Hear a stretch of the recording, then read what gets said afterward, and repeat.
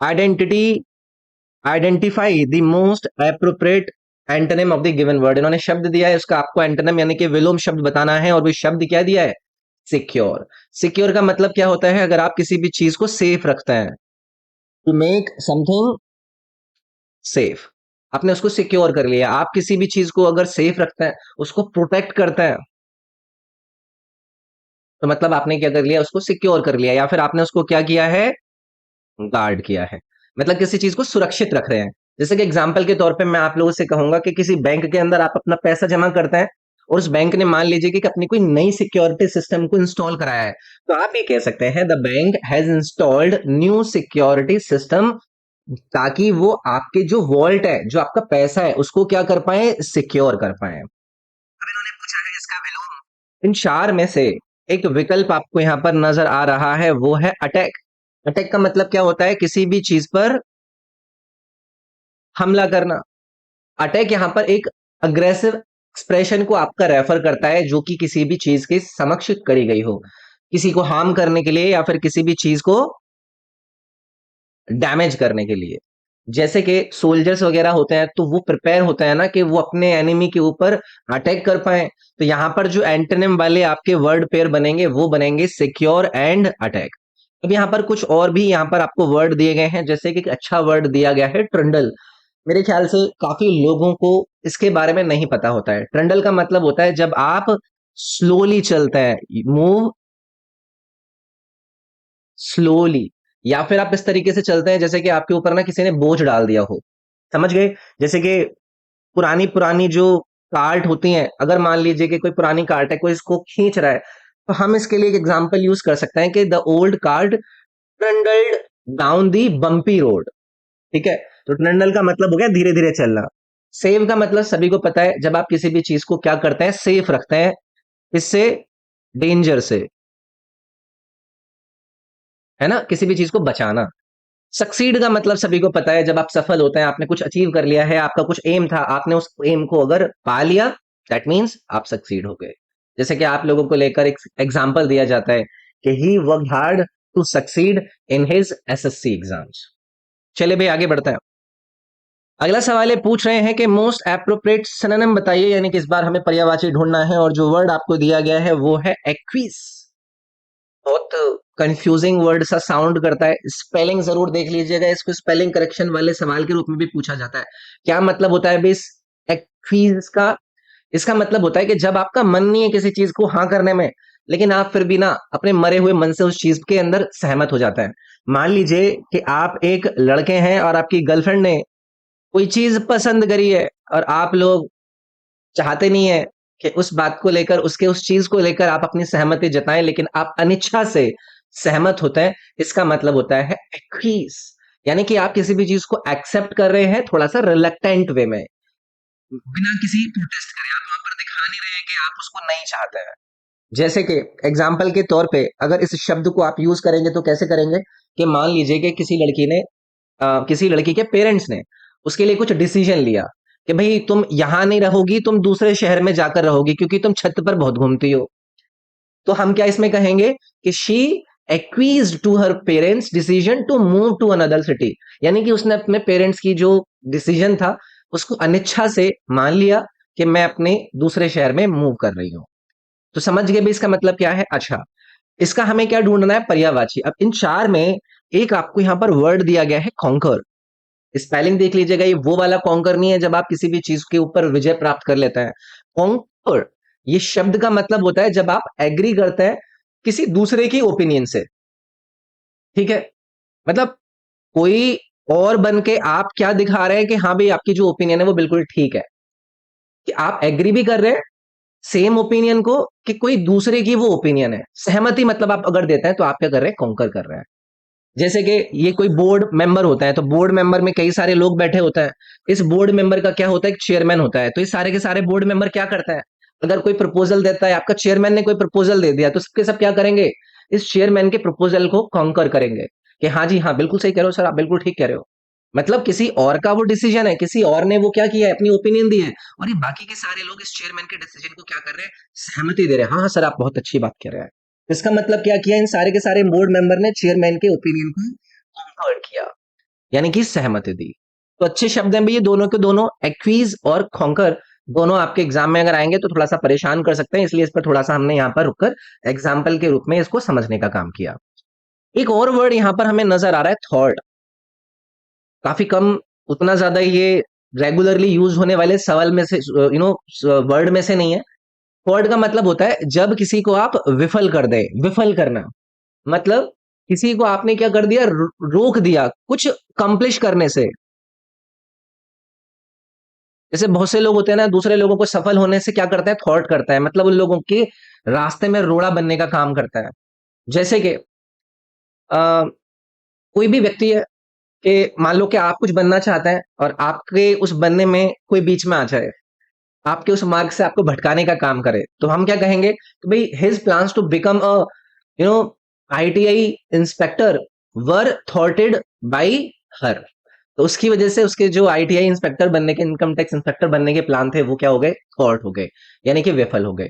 देखो ऐसे में सोचना कि सर जी वही थोड़ी ना किसी के प्लान को वो करेगी या फिर रोकेगी, हो सकता है लड़का रोक रहा हो। तो इसको आप वैसा वर्सा कर लीजिएगा, मैं किसी सिंगल पर्सनालिटी में यहाँ पर टारगेट नहीं कर रहा हूँ, ठीक है। चलिए भाई, थॉट का मतलब समझ में आ गया ना, कि किसी को आप विफल कर रहे हैं, किसी के सफल होने में आप रोड़ा बन रहे हैं। सीज का मतलब क्या होता है, किसी चीज को आप रोक दें, बंद कर दें, to bring something to an end, to bring something to an end, किसी चीज को आप बंद कर रहे हैं। डेजिस्ट एक बहुत ही कॉमन शब्द है जिसका मतलब होता है रुकना, है ना।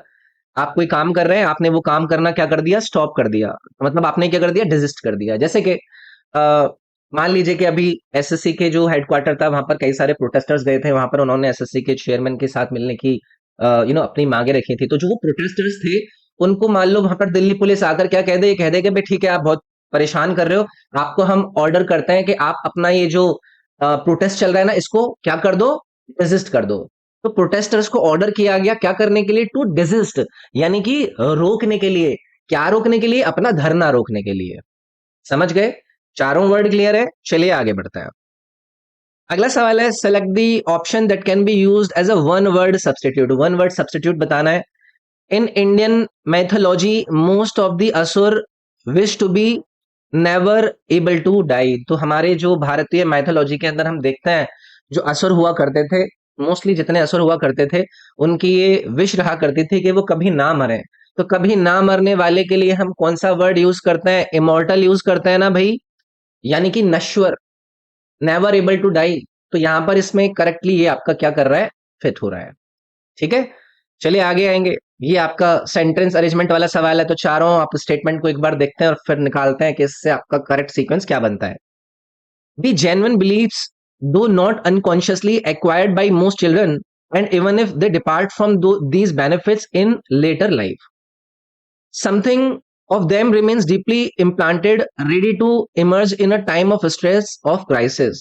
The importance of education in forming character and opinion is very great and well organized by all.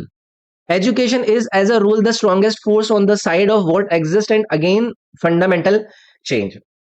Education की इंपॉर्टेंस पर बात हो रही है, एजुकेशन का रोल यहाँ पर बताया जा रहा है, बच्चों से संबंध को लेकर यहाँ पर ये इस पैराग्राफ को क्रिएट करने की कोशिश कर रहे हैं। भाई आप लोग मुझे इन चारों के चारों में वो स्टेटमेंट चुनकर बताओ जिससे आप अपने इस कंबाइंड स्टेटमेंट को स्टार्ट कर सकते हैं। हम पैराग्राफ को किससे शुरुआत करें, the importance of education, C वाला ऑप्शन। The importance of education in forming character and opinion is very great and well organised by all. By all क्या, by all the genuine belief though not unconsciously acquired by most children and even if they depart from these beliefs in later life। तो next part A मैं यहां पर क्यों लूंगा, क्योंकि ये जो ए पार्ट है इसके अंदर ये सी को कनेक्ट कर रहा है, क्या करके, ये इलेबोरेट कर रहा है, क्या इलेबोरेट कर रहा है, आपकी इस एजुकेशन के इन्फ्लुएंस को, कि उसमें इस जो एजुकेशन का इन्फ्लुएंस है वो बच्चों के बिलीफ्स को फॉर्म करने में कितना ज्यादा इंपॉर्टेंट है। इससे आपको क्या नजर आ रहा है, एक ऐसी चीज नजर आ रही है कि ये क्या करेगा, आइडिया बिल्ड करेगा कि जो एजुकेशन है वो कैसे इनके बिलीफ्स को शेप करेगी, ठीक है। तो सी के बाद आपका कौन सा ऑप्शन आता है, यहां पर ए ऑप्शन आता। फिर उसके बाद something of them remains deeply implanted.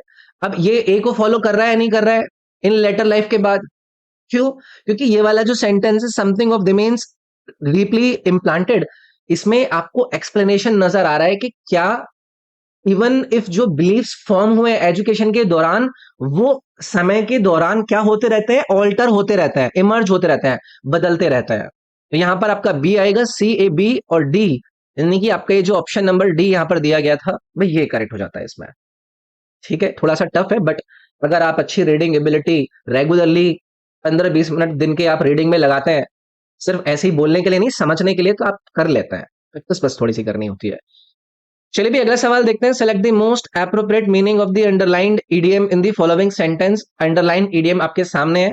In my new office all employees were different, so I felt like a fish out of water. Like a fish out of water का मतलब क्या होता है, जब आप क्या करते हैं, बहुत ही ज्यादा अनकंफर्टेबल फील करते हैं, आप उस जगह से बाहर का फील करते हैं, आप कंफर्टेबल ही नहीं, आप सिचुएशन में रहना नहीं चाहते, आपको बस चाहिए कि मुझे कोई यहां से ले जाए, तो इसका मतलब हो जाएगा uncomfortable. Fish out of a water, तो वही है, जब आप फिश को वाटर से बाहर निकाल दें तो वो अनकंफर्टेबल हो जाती है ना, वो फड़फड़ाती है, तो ये वही इडियम है जो कि आपको मायना बताता है अनकंफर्टेबल का। ठीक है, चलिए आगे बढ़ेंगे। Select the most appropriate synonym of the bracketed word. ये जो ब्रैकेट में वर्ड दिया गया है, इसका सिनोनिम आपको बताना है और इसको इस ब्लैंक के अंदर फिल करना है। During covid times many organisations made appeals to raise funds for migrant workers. Many organisations made sentimental. This sentimental शब्द का मतलब क्या है, भावुक। इस भावुक का मुझे सिनोनिम ढूंढकर इसमें फिल करना है। भी सेंटिमेंटल, भावुक, यानी कि जब आप एक ऐसी फीलिंग में होते हैं, जब आपको नॉस्टैल्जिया फील होता है, टेंडरनेस फील होती है, आपका जो इमोशन है वो बहुत ज्यादा एक्सेसिव होता है कि नहीं? अच्छा, तो आप मुझे बताइए कि इन चार में एक आपको ऑप्शन नजर आ रहा है मॉकिश।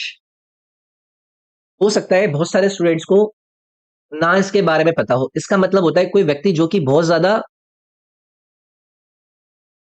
एक्सेसिवली इमोशनल होता है, अत्यधिक भावुक होता है, इस तरीके से कि मतलब ओवर ही इमोशनल है। जैसे कि बहुत सारी लव स्टोरीज होती हैं,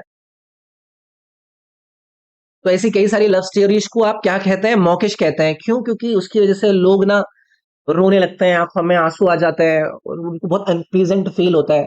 तो भाई ये सेंटिमेंटल और मॉकिश जो शब्द यहाँ पर इन्होंने दिए हैं, ये क्या हो जाएंगे, सिनोनिम हो जाएंगे, और इस ब्लैंक के अंदर ये शब्द आपका फिट होगा। बाकी के वर्ड आपको प्रैक्टिकल दिया गया है। प्रैक्टिकल का मतलब क्या होता है, कोई चीज जो कि रियल वर्ल्ड एप्लीकेशंस पर या फिर लॉजिक पर आधारित है। रियल वर्ल्ड एप्लीकेशंस पर मतलब वास्तविक है, व्यवहारिक रूप से आपको अगर दिखाई दे रही है, तो वो क्या है, प्रैक्टिकल है। साइनिकल का पहले भी हमने कई बार डिस्कशन करा है, ये है निंदक। मतलब एक ऐसे बिलीफ को ये रेफर करता है कि जो लोग हैं वो प्राथमिक रूप से सेल्फ इंटरेस्ट को लेकर क्या है, मोटिवेटेड है। उनको सेंटिमेंटल नहीं होना है, उनको साइनिकल होना है, उनको बस हर किसी और के अंदर प्रॉब्लम ही देखनी है। जैसे पॉलिटिक्स के अंदर होता है, अगर किसी के पॉलिटिक्स के अंदर साइनिकल व्यूज है, तो इससे उसके अंदर क्या होता है, उसको उसको ना जेन्युइनली फिर वो हर चीज में डिफरेंस निकालने में लग जाता है कि ये तो गलत है, हाँ ये अच्छा है। सिंसियर का भी देखो, आप सभी लोगों को पता ही है, ये क्या होता है भाई, जो ईमानदार होता है, सिंसियर है ना, जब आप जेन्युइन फील करते हैं, आप जो पहले से मूड बना लेते हैं, वो नहीं शो करता है। ठीक है, तो ये आपके रहे वर्ड। अगला देखेंगे भाई। Select the option that will improve the underline part. Underline part आपको यहां पर दिया गया है, if I was the queen. तुरंत आप लोग लगाएंगे कि if I were the queen हम यहां पर यूज करेंगे। भाई आप लोगों को पता है ना कि इस स्टेटमेंट में एक हाइपोथेटिकल सिचुएशन है। अगर मैं क्वीन होती, तो जब कभी भी कोई हाइपोथेटिकल सिचुएशन किसी सेंटेंस के अंदर इन्वॉल्व होती है, क्योंकि कंडीशनल यूज आपको यहां पर बता रहा है, तो इस फॉर्म में आपको क्या नजर आता है, आप वर यूज करते हैं। आप इसमें वॉज का इस्तेमाल नहीं करते हैं, आप इसमें वर का इस्तेमाल करते हैं, इफ आई वर। ठीक है, चलिए आगे बढ़ते हैं। Select the incorrectly spelled word.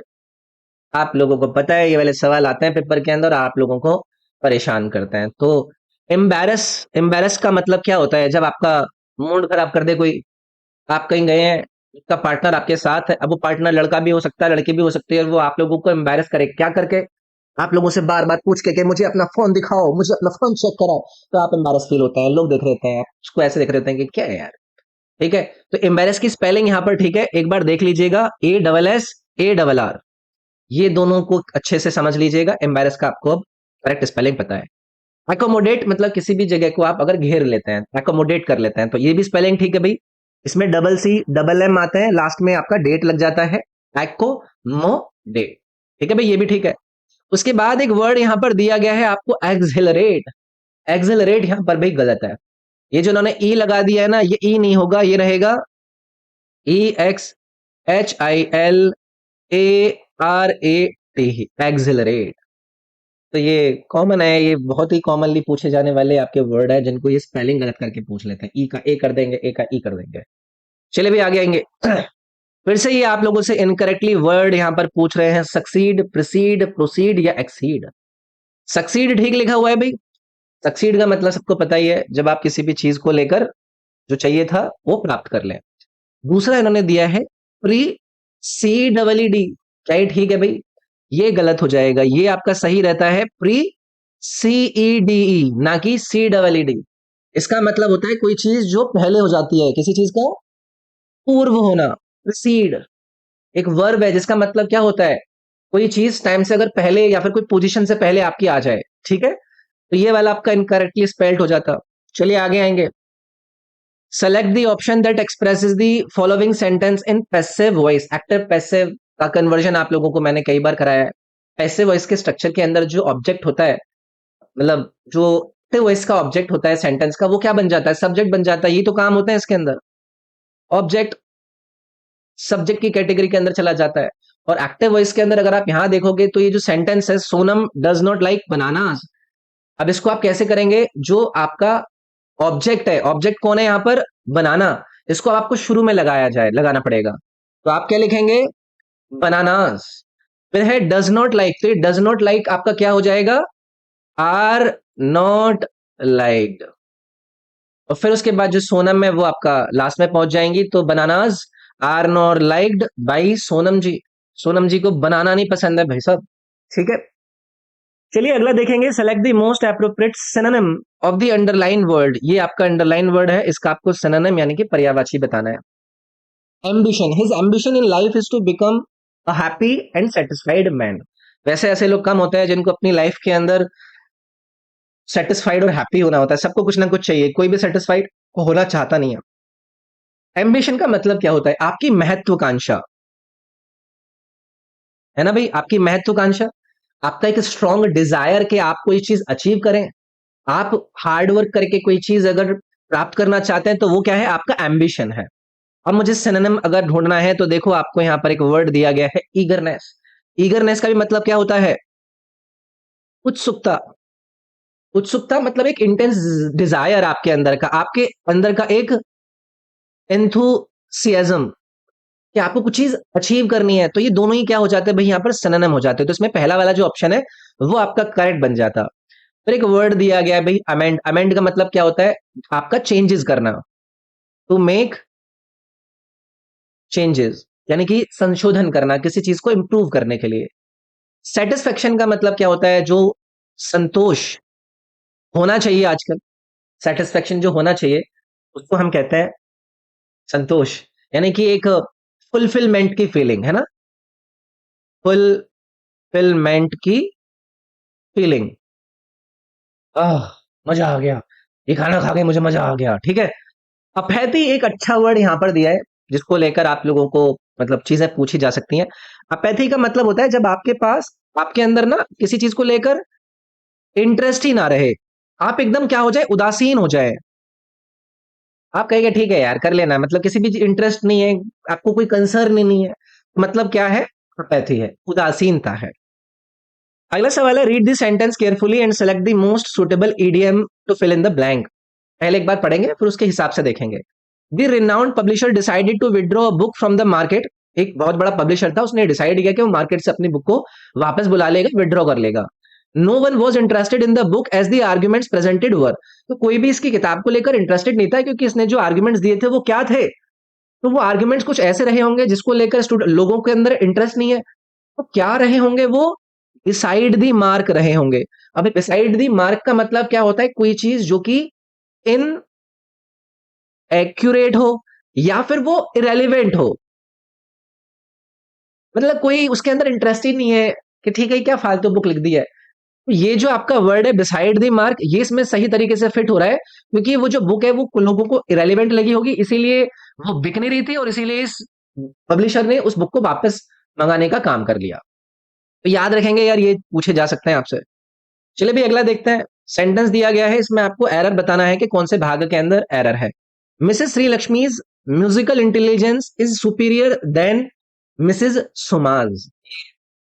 आप लोगों को पता है ये जो कंपैरिजन बेस्ड आपके सवाल होते हैं, तो यहां पर आप सुपीरियर देन लगाएंगे या टू लगाएंगे? आप टू लगाएंगे ना, तो सुपीरियर टू आप लिखेंगे यहां पर, इज सुपीरियर टू। तो इससे आपका ये ग्रामेटिकल जो करेक्टनेस है वो आपकी नजर आएगी। तो आपका जो ऑप्शन बन जाएगा इज सुपीरियर देन की जगह पर इज सुपीरियर टू होना चाहिए था, कि मिसेस श्री लक्ष्मी जी की जो म्यूजिकल इंटेलिजेंस है वो सुपीरियर है सोमा जी की म्यूजिकल इंटेलिजेंस से। तो टू आएगा इसमें। अगला देखते हैं, select the most appropriate meaning of the underline word. यहां पर एक वर्ड दिया गया है, ही इज एन अथिस्ट। ये वन वर्ड करके इन्होंने सवाल पूछ लिया है। अथिस्ट कौन होता है? जो कि गॉड जी की एग्जिस्टेंस के अंदर बिलीव नहीं रखते हैं, वो होते हैं अथिस्ट, जिनको हम हिंदी में कह देते हैं नास्तिक, जो भगवान में बिलीव ना करे। तो ऑप्शन यहां पर क्या हो जाएगा? The one who does not believe in God is an atheist. ठीक है भाई, चलिए आगे बढ़ते हैं। एंटोनिम आपको ढूंढना है। वर्ड आपको दिया है रिसीव। रिसीव का मतलब क्या होता है? जब आप कोई चीज प्राप्त करते हैं, तो कोई चीज प्राप्त करना मतलब आपने उसको क्या किया? रिसीव किया, है ना? कि आपने उस चीज को क्या किया? एक्सेप्ट किया। एक्सेप्ट किया कि कोई चीज अगर आपको मिल गई है ना? अब इसका मुझे क्या ढूंढना है? एंटोनिम यानी कि विलोम। तो मैं क्या करूंगा? कोई ऐसी चीज जो कि मैं भेजूं, मैं उसको अपनी अपने दूसरों को दूं, है ना? तो एक यहां पर वर्ड दिया गया है एग्जाइल। एग्जाइल का अगर आप लिटरल मीनिंग और एक्चुअल मीनिंग आप देखेंगे, तो इसका मतलब होता है कि आप किसी को क्या कर दें? बैनिश कर दें। बैनिश मतलब भगा दें उसकी कंट्री से, उसको पनिशमेंट दे दिया गया है, उसको एग्जाइल कर दिया गया है। तो रिसीव का मतलब कोई चीज आपके पास आ गई, आपने उसको एक्सेप्ट कर लिया। एग्जाइल का मतलब हो गया आपने किसी को भगा दिया कि भगाओ बेसे यहां से। तो ये रिसीव और एग्जाइल वाले जो वर्ड थे ना भाई, वो यहाँ पर आपके एंटोनिम वाली कैटेगरी में सटीक बैठते हैं। अभी जो रिवॉर्ड वर्ड है, इसका मतलब सभी को पता है, इनाम, है ना? कोई किसी को किसी की सर्विस के लिए जो रिकॉग्निशन देता है, किसी के एफर्ट के लिए उसको जो पुरस्कार, उसके अचीवमेंट को पाने के लिए जो पुरस्कार होता है, वो क्या होता है? वो अवार्ड होता है। एडमिट के बारे में सभी को पता है। एडमिट का मतलब क्या होता है? किसी चीज को अगर आपने स्वीकार लिया है, स्वीकार करना मतलब एडमिट कर लेना। आपने किसी चीज को कन्फेस कर लिया है ना? कन्फेस कर लिया, या फिर आपने किसी चीज को एक्नॉलेज कर लिया है कि कोई चीज क्या है? ट्रू है। फंड क्या होता है? फंड होता है मतलब किसी का पैसा, किसी की निधि, है ना? एक एक प्रकार से कुछ पैसा, सम ऑफ मनी जो कि सेव करी गई है। ठीक है भाई? तो इसमें एंटोनिम आपका सबसे सटीक जो बनता वो एग्जाइल बनता। Select the most appropriate option to substitute the underline word. Gaurav was no good then a foolish person. बताइए भाई, कंपैरेटिव सेंटेंस है। गौरव को एक फुलिश पर्सन से यहां पर क्या कर रहे हैं? कंपैरिजन करा जा रहा है। गौरव वाज कौन सा यूज होगा? No good, no best, no no better या नो बेस्ट? यहां पर होगा no better. Gaurav was no better then a foolish person. याद रखेंगे। तो ये करेक्ट फॉर्म होगी कंपैरेटिव सेंटेंस के अंदर, जहां पर आपने गौरव को क्या कहा कि वो किसी पागल आदमी से कम नहीं है। ठीक है? So Gaurav was no better then a foolish person. तो यहाँ पर सी वाला ऑप्शन आ जाएगा। इसको भाई आपको पैसिव वॉइस में एक्सप्रेस करना है। वही ऑब्जेक्ट को सब्जेक्ट, सब्जेक्ट को ऑब्जेक्ट, और जो इनका रूल सेंटेंस बनते हैं उनको आप एडजस्ट कर देंगे। Someone has taken my secret diary. तो ये जो माई सीक्रेट डायरी है, ये आपका स्टार्टिंग में चली जाएगी, ऑब्जेक्ट बन जाएगी, शुरुआत में लेकर आया जाएगा। हैज टेकन है तो आप इसको क्या कर देंगे? हैज बीन टेकन कर देंगे, बाई समवन आ जाएगा, है ना? तो my secret diary has been taken by someone, यानी कि जो डी वाला ऑप्शन है भाई, ये इसका आपका सटीक बैठ जाएगा। Select the opinion option that can be used as one word substitute. One word substitute बहुत पूछे गए भी इसमें। That which can not be conquered, यानी कि एक ऐसी चीज जिसको कॉन्कर नहीं किया जा सकता, जिस पर आप विजय नहीं प्राप्त कर सकते, तो वो क्या होती है? वो होती है इनविंसिबल। जिसको आप कॉन्कर नहीं कर सकते, जिसको आप डिफीट नहीं कर सकते, जिसको आप ओवरकम नहीं कर सकते, मतलब कोई चीज जो कि अजय हो, वो क्या होगी? इनविंसिबल होगी। ठीक है। एक वर्ड दिया गया यहाँ पर इनएफेबल। इनएफेबल का मतलब क्या होता है? एक ऐसी चीज जिसको आप एक्सप्रेस नहीं कर सकते शब्दों में, मतलब कोई चीज जो कि अवर्णीय हो, something that can not be expressed in words. जैसे हम कहते हैं ना कि मैं तेरे से इतना प्यार करता हूँ, इतना प्यार करता हूँ, प्यार करता हूँ, मैं बता नहीं पा रहा हूँ कि मैं तेरे से कितना प्यार करता हूँ। ठीक है, तो ये हो जाएगा इनएफेबल। एक है भाई आपका इंडेलिबल। इंडेलिबल का मतलब होता है जो चीज मिट नहीं सकती। एमिट। इंडेलिबल, डेलिबल मतलब डिलीट वाला डेलिबल है ना, कि कोई चीज जिसको आप क्या नहीं कर सकते? इरेज नहीं कर सकते, जिसको आप रिमूव नहीं कर सकते। इनविंसिबल का मतलब आपको पता ही है, जो चीज अदृश्य है, मतलब जो आप देख नहीं सकते, कैन नॉट बी सीन, वो इनविजिबल है। इनविंसिबल नहीं, इनविजिबल। ठीक है। चलिए आगे, ये select the option that corrects the error in the given sentence. He ran quick catch the bus. कोई आदमी है, इसको एक बस को पकड़ना है। आप लोग बताइए कि ही रैन, रैन का मतलब है कि वो दौड़ा भाई बस को पकड़ने के लिए। तो कैसे दौड़ते हैं? आप क्विकली दौड़ते हैं ना। तो यहां पर जो एडवर्ब है, वो क्या करेगा? वो मॉडिफाई करेगा किसको? वर्ब को, है कि नहीं? एंड इसमें आप लास्ट में क्या लगा देते हैं? एल वाई लगा देते हैं। तो ही रैन क्विकली, तो कैच द बस यहां पर करेक्ट हो जाता। अगला सवाल है, select the option that can be used as a one word substitute, a false idea और बिलीफ। मतलब एक फालतू का आइडिया या फिर आपका कोई बिलीफ है, तो इसके लिए एक वर्ड आपका यूज होता है जिसको कहा जाता है फॉलेसी। ठीक है, ये भी बहुत कॉमनली यूज करे जाने वाले सवालों में से है। ठीक है, तो ये करेक्ट हो जाएगा। बाकी एक, बाकी के जो वर्ड दिए गए, एंट्रोपी शब्द दिया गया, इसका मतलब होता है कोई चीज जो वेस्ट हो रही है, मतलब एक तरीके से अगर मान लीजिए कि कोई बॉडी है, वो बॉडी क्या कर रही है? डिक्लाइन कर रही है। किसी की स्किल्स है, मान लो स्किल्स का एग्जांपल ले लेते हैं, वो स्किल्स क्या हो रही हैं? बेकार हो रही हैं। तो यहाँ पर वो, नहीं नहीं, एंट्रोपी नहीं, वो अट्रोपी होता है। अच्छा, मैं यहाँ पर अट्रोपी समझ गया। ये एंट्रोपी का नहीं है, वो अट्रोपी का है। जहां पर आपकी जो स्किल वगैरह है या फिर कोई बॉडी वगैरह है वो बेकार हो रही है, उसको मैं बोल देता हूं अट्रोफी। फिर एक रेटिसेंस यहां पर वर्ड दिया गया, इसका मतलब होता है कि कोई चीज जो रिजर्व है, रिजर्व्ड है, बचा कर रखी हुई है, आपने उसको रिस्ट्रेन करके रखा हुआ है। रिस्ट्रेन्ड मैं यहां पर इसके साथ यूज कर सकता हूं, जैसे कि स्पेशली स्पीच के अंदर, बोलने में, है ना। तो एंट्रोपी, एंट्रोपी का मतलब क्या होता है? ये एक तरीके से डिसऑर्डर होता है। थर्मोडायनेमिक्स के अंदर एंट्रोपी आपने सुना होगा। ठीक है, इसका यहाँ पर कोई भी एप्लीकेशन नहीं है। तो यहाँ पर फॉल्स आइडिया और बिलीफ में आपका फॉलेसी आ जाता। चलिए भाई, ये आपका आ जाता है अब क्लोज टेस्ट। तो चलिए क्लोज टेस्ट को एक बार पढ़ लेते हैं। The beginning of story is in its presentation, but the style eases out and becomes haunting in its simplicity. The author brings out the human elements in his story. This common element of sympathy and sacrifice is given anew by the old artist, who shows by his last desperate act that one can be a hero for one day and only one cares. O. Henry's treatment of his material is balanced and control, a fine of humor and pathos. तो उन्होंने पूछा है पहले वाले number के अंदर इन चार विकल्प में से क्या आएगा। तो एक एक करके हमें देखना होगा भाई कि क्या आपका यहाँ पर आता है। बिगनिंग ऑफ दिस स्टोरी, आपने इस कंप्लीट पैसेज को पढ़ के ये देखा कि भाई प्रेजेंटेशन की जो बिगनिंग है वो डिफरेंट है ना, वो अलग है।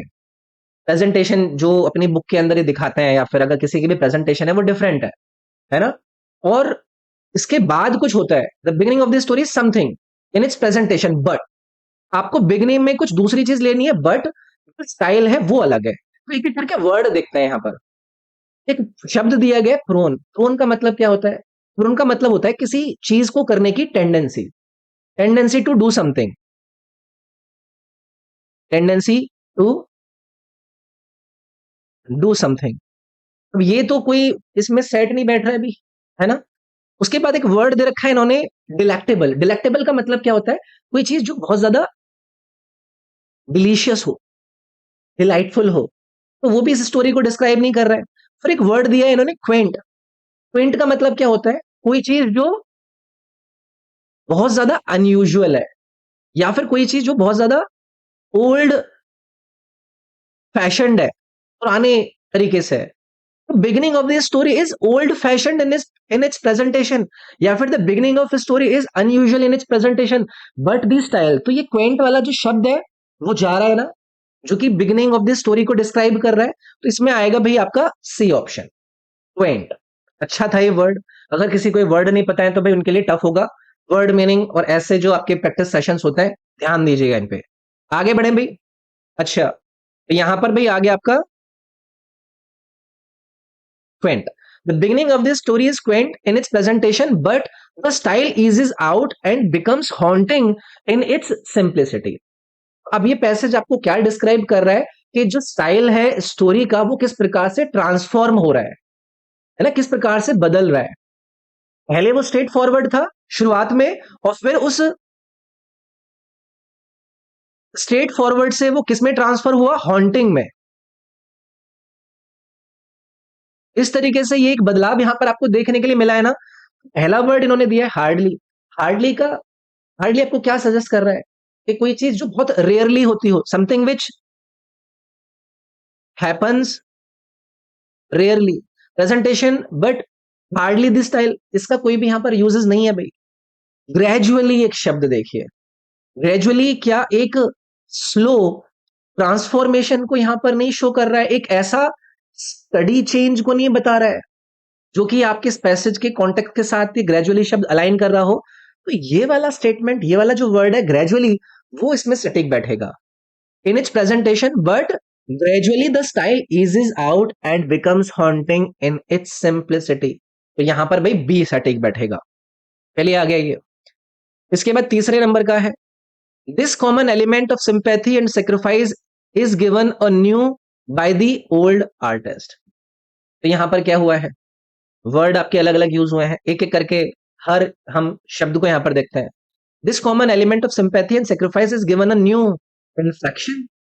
भाई इन्फेक्शन तो एक डिजीज को यहां पर रेफर करता है, एक डिजीज ट्रांसमिशन को रेफर कर रहा है। इसका तो कोई यहां पर लेना देना ही नहीं है, ये तो कॉन्टेक्स्ट ही गलत है। फिर एक शब्द दिया गया है कंडीशन। कंडीशन का मतलब क्या होता है? कोई स्टेट या फिर कोई सिचुएशन। तो given a new situation, situation जैसा यहां पर कोई आपको यूजेज ही नहीं नजर आ रहा है, कोई फिट ही नहीं यहां पर बैठ रहा है। तीसरा है सुपरविजन। सुपरविजन का मतलब क्या होता है? कोई चीज जो ओवरसीइंग को इंप्लाई करती है, किसी चीज को मैनेज करने को इंप्लाई करती है कि आप उसको सुपरवाइज कर रहे हैं, वो भी इसके कॉन्टेक्स्ट में सटीक नहीं बैठ रहा है। फिर आप एक शब्द यहां पर दिया गया है डायमेंशन।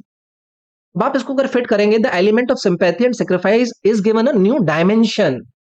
मतलब कि जो ओल्ड आर्टिस्ट था उसने एक नया पर्सपेक्टिव दिया, इसने एक नया डायमेंशन दिया उसके कॉमन थीम को। कौन सा थीम? सिंपैथी और सेक्रीफाइस वाला। तो डायमेंशन नहीं दी जा रही है, वो वाला जो आपका आइडिया है वो यहां पर फिट बैठ रहा है। ठीक है, चलिए भाई आगे बढ़ते हैं। ये सेकंड लास्ट है, आगे बढ़ते हैं। Dimension by the old artist who shows by his last desperate act that one can be a hero for one day if only one cares what. अब वर्ड एक एक करके पिक करेंगे। Enough, desperate act that one can be a hero for one day if only one cares enough. Enough सटीक बैठ रहा है ना यहां पर, क्योंकि ये क्या कर रहा है? जो सफिशिएंट आप लोगों को केयर करनी चाहिए, जो सफिशिएंट आप लोगों को एफर्ट लगाने चाहिए एक हीरो बनने के लिए, उसको ये सही कह रहा है। Only one cares enough. जब आप इनफ केयर करेंगे तभी तो आप एक हीरो बन पाएंगे। तो यहां पर आपका इनफ वाला ही जो स्टेटमेंट है या जो वर्ड है वो आपका इसमें फिट बैठ जाएगा। आइए भाई, ये आपका लास्ट सवाल है। O Henry's treatment of his material is balanced and control a fine what of humour and pathos. O Henry की स्टाइल को लेकर यहां पर बात हो रही है, बैलेंस लेकर आने की कोशिश करी है। कहीं पर उसने प्रेजेंटेशन को बहुत ज्यादा क्वेंट दिखाया है और कहीं पर उसने उसको हॉन्टिंग भी बताया है। तो इसमें ये क्या कर रहा है, अपनी स्टोरी में बैलेंस लाने की कोशिश कर रहा है, एक ब्लेंड लाने की कोशिश कर रहा है, जहां पर दोनों का आप लोगों को समावेशन देखने के लिए मिल रहा है। तो ऑथर सक्सेसफुली कंबाइन कर रहा है ना अलग अलग एलिमेंट को अपनी स्टोरी के अंदर। तो इसका मतलब हो गया ब्लेंड कर रहा है, यानी कि हर चीज को मिला रहा है। ये बी वाला जो आपका वर्ड है, fine blend of humour and pathos, यहां पर आपका सटीक बैठता।